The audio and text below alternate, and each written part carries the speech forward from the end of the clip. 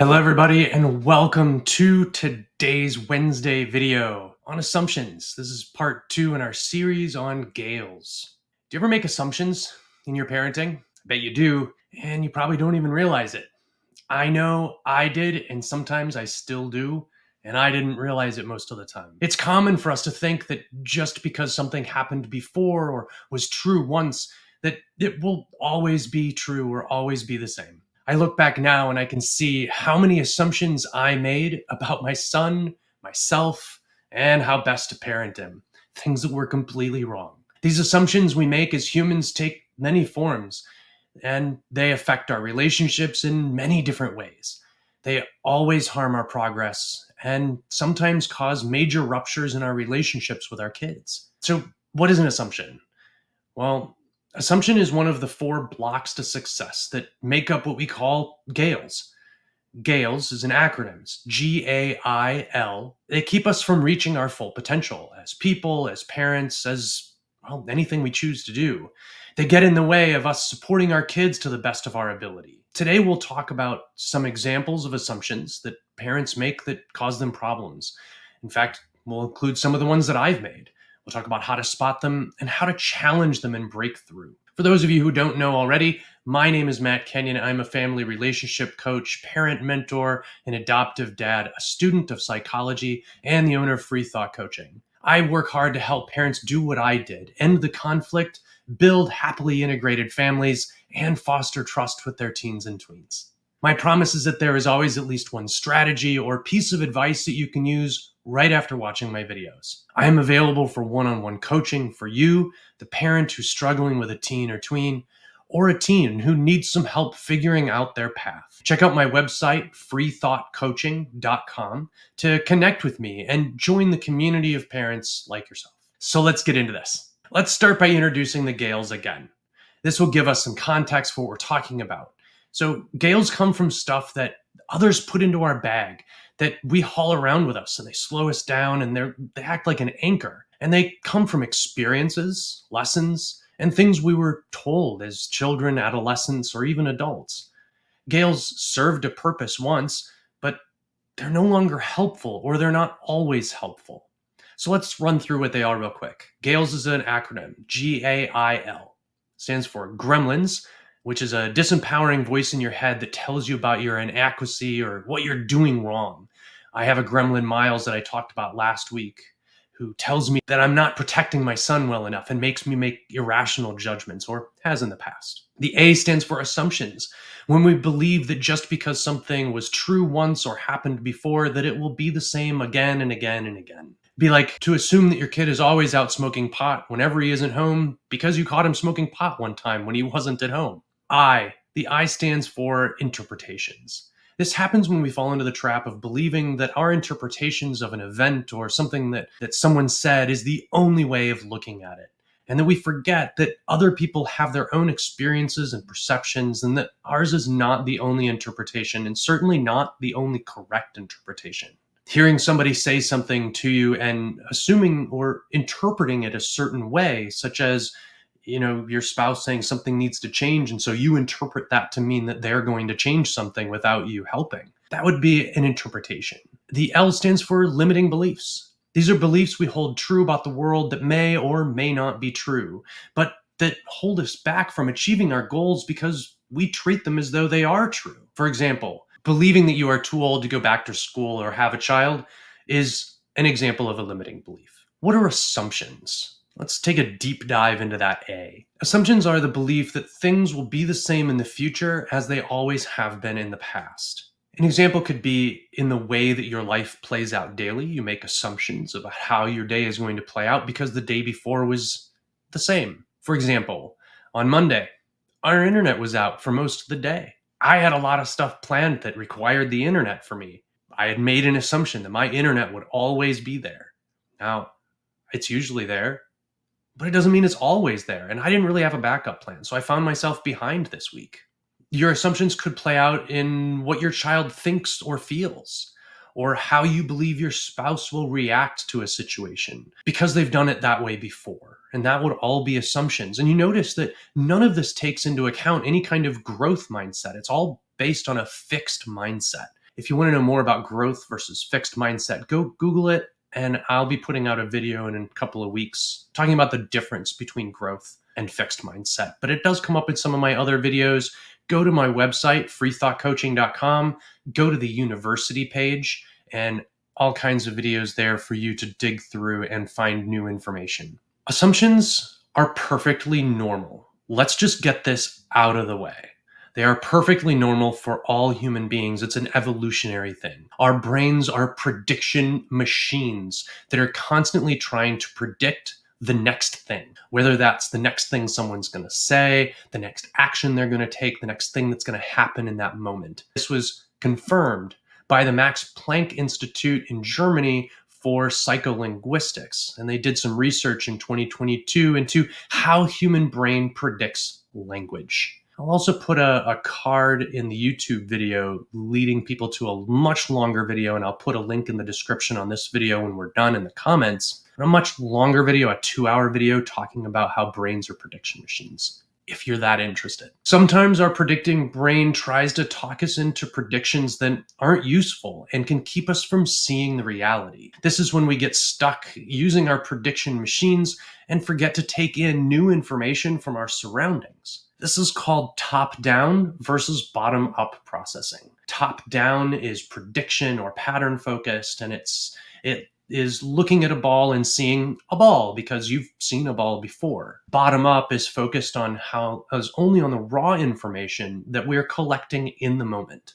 And so it doesn't necessarily label that object you're looking at as a ball, but it notices that it's round, that it's red, that it rolls, that it bounces. All of these are properties of a ball, but the top down is what labels it as a ball. And what we want to do is actually integrate these two things together so that we're using our top down and our bottom up processing and not focusing on just one or the other. But when we get stuck in this top down prediction and pattern focused type of thinking, this is when we start making assumptions that affect our lives. I'm going to share with you some of those assumptions that I've made over the years, because I will tell you, I have made more than a few.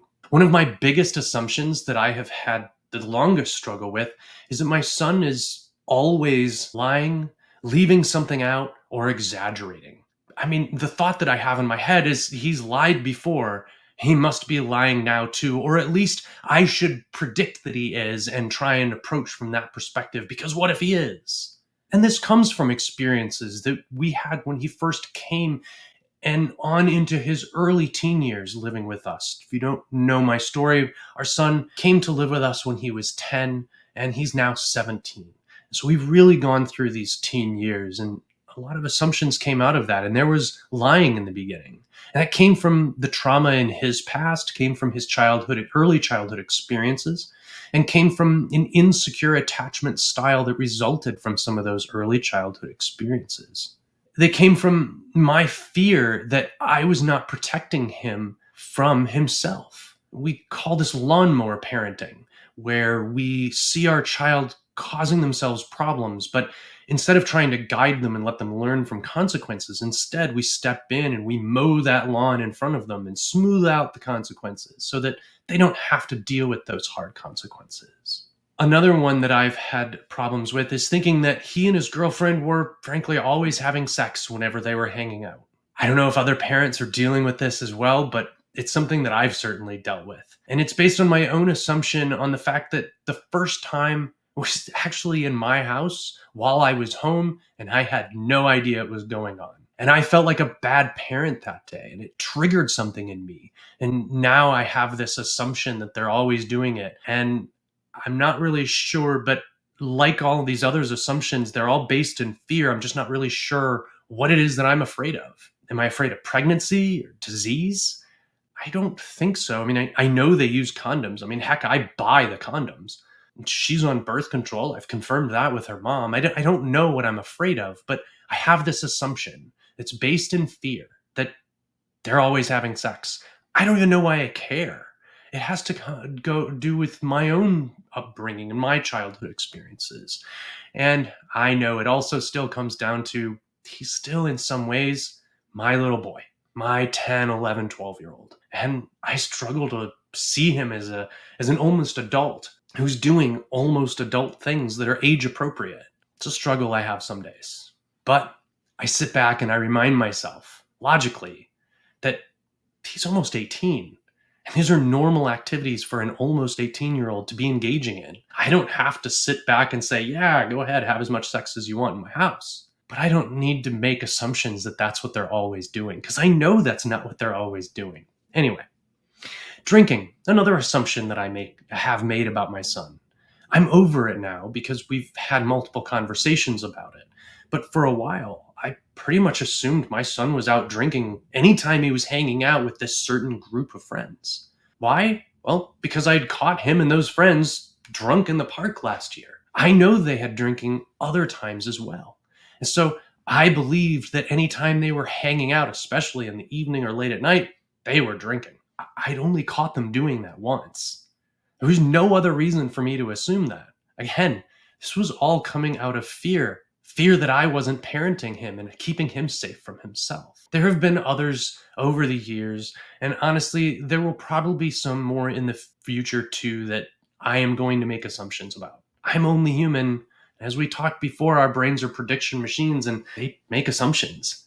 And some other assumptions that you or other parents may have made, let's run through a few of those. Some parents may assume that they understand their child's feelings, thoughts, and needs without actively seeking any communication or connection. The thought is, I've always been able to read my child and understand what they're feeling. Why wouldn't I be able to do that in the teen years as well? And unfortunately, this can lead to misunderstandings and hurt feelings, and it can harm the relationship as the child becomes a teenager and needs you to seek them out and build that connection. And it never teaches communication skills to your kids, and then they go on to have other relationships without having those communication skills. Some parents might assume that their children know they are loved and supported even if they don't always express it verbally. The thought being that they always knew before when they were younger, why do I need to keep telling them? Besides, it makes them uncomfortable when I say it in front of their friends, right?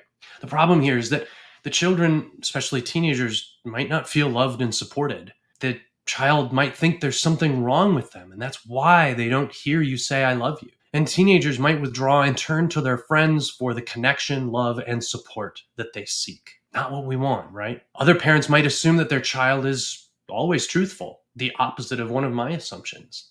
The thought being that my child has always told me the truth. We don't lie to each other in this household. The honest truth is, teens and tweens often experiment with lying. Some start earlier than others. Most will leave something out once in a while because they want some privacy, some private part of their life as they separate their identity. It can lead to missing chances to teach them about being open and honest and about being truthful. And this goes along with the next one. Many parents assume that their children will respect and obey their rules and authority without question. The thought being here that my rules are so strict that they would never break the rules. They don't want to deal with my consequences. This is the downside of authoritarian parenting, where the parent believes that they are the authority and they rule with an iron fist and their kid would never dare break their rules.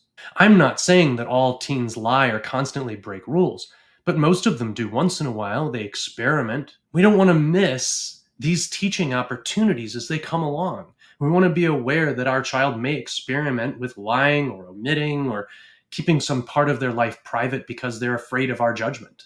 We want to be open to that possibility and help them work through it and support them, not judge them and beat them over the head with it. Parents may assume that the same parenting techniques will work for all their children, disregarding individual differences and experiences for those children. The thought here being that this is how I raised my oldest. What's wrong with this younger one that it's not working with them? Every child is different. And it's not helpful at all to compare our kids and believe that they should be the same or have similar needs or desires or need certain parenting because, well, they're both your kids, right? They're also individuals. And every child needs individualized parenting. Unfortunately, that makes our job harder, but that's part of the fun, is learning our child and getting into that understanding and asking questions so that we can know who they are. Some parents may assume that their children will express emotions openly. leading to a lack of encouragement for emotional vulnerability or a lack of modeling of emotional vulnerability. The thought being here that my kid has always come to me when they needed me. They will always come to me as a teenager too, right? Not necessarily. Teens are different and they're struggling with different things, including self esteem and confidence. They're also super averse to judgment, and yet they're also super sensitive to judgment. Make sure that your teen and your kids know that you're always there for them, no matter what. Make sure you tell them that. Make sure you make yourself emotionally vulnerable to them and model that behavior, even as they're adults, even if it may put you into a situation that makes you uncomfortable. It's okay. You'll live. You're the adult. It's your job. And lastly, parents may believe that the bond they share with their child will always remain strong and enduring, even as the child becomes more independent. The thought here being that we've always had a strong bond and will, of course, continue to have a strong bond as they become teens and adults. I get that. But the truth is that no, not always will that bond continue into the teen years and into the adult years. They are changing and becoming more independent. They're becoming individuals. They're changing in a lot of ways. And they need you to change with them. I've said this before, I'm going to say it again here. Often, it is not the child changing that causes the issues, but the fact that the parent has not changed with the child. Because if we don't change the way we parent and interact with our child as they get older and develop and become more independent, how are they going to view us? Are they going to see us as someone who treats them like they're who they are, or someone who treats them as the child they used to be? Which one do you think they're going to respond more positively to? Who do you think they're going to connect with?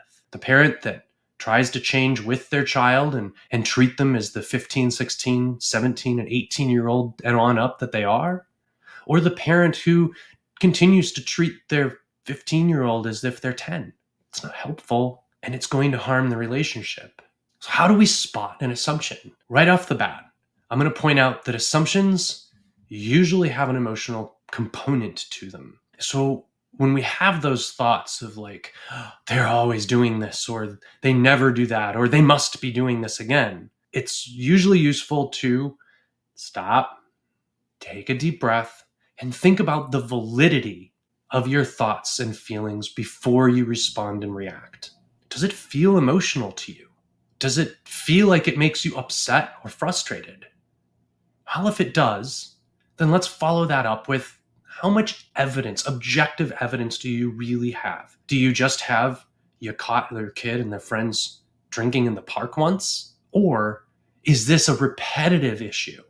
Something that maybe isn't an assumption, but it is something that you've observed over and over and over more times than not. The general rule of thumb, though, is that emotions can be a telltale of an assumption. And if you're feeling that emotion and you're really struggling to sort this all out, ask someone else their opinion. Go to a trusted friend, advisor, coach, other parent, mentor, whoever it is, and ask them their opinion. It's not always best to go to your spouse, because sometimes your spouse may also have an emotional reaction and make the same assumption or even reinforce your assumption. So it's better to go ask someone else. Okay, so now you've found yourself, you've made an assumption. What do you do? Well, start by asking yourself, just because it happened in the past, why does it necessarily have to happen again in the future? Seek to find the truth without the emotional side effects. Be open to the fact that your child is changing, and so are their needs, desires, feelings, and thoughts. And that what you knew about them before may not be true again. Recognize that they are going to test this new person that they are becoming. They're going to try on different masks. They're going to try on different hats. They're going to see their friends behaving in a certain way, and they're going to try it too. It may mean that they do things differently or try some new persona on that you're not used to. It's okay. It's a learning opportunity for them and a teaching opportunity for you. Get another person involved to help you regulate your thoughts and feelings if you find yourself dealing with an assumption you can't let go of. Sometimes that outside objective voice from that trusted friend who you meet for coffee can really help you give a different perspective or interpretation Thanks for joining me today. I hope this deep dive into assumptions has been helpful. If you need help, I am available for one on one coaching. I'm available for phone calls, text messages through Facebook Messenger. Check out my website, freethoughtcoaching.com, to connect with me and join the community. Up at the top of my webpage, there is a link to join the Facebook community. And about halfway down, there's a place to sign up for the email community and get your free gift. Have a great day. Be the parent that your kid needs you to be today, and happy parenting. Thanks for watching, everybody. I hope this video has been useful to you. I would love it if you could leave a comment with something in this video that resonated with you or helped you and your family out on your journey. If you haven't already, don't forget to like and subscribe and hit that bell icon so you can get notified when I release new content. It massages the algorithm and helps get these videos out to other parents that need them. I really do appreciate your love and support. If you would like to join my Facebook community, Connected Parenting, where I have other videos, group of parents who are struggling with the same issues you are, there is a link down in the description. Have a great day. Try to be the parent your kids need today. Happy parenting.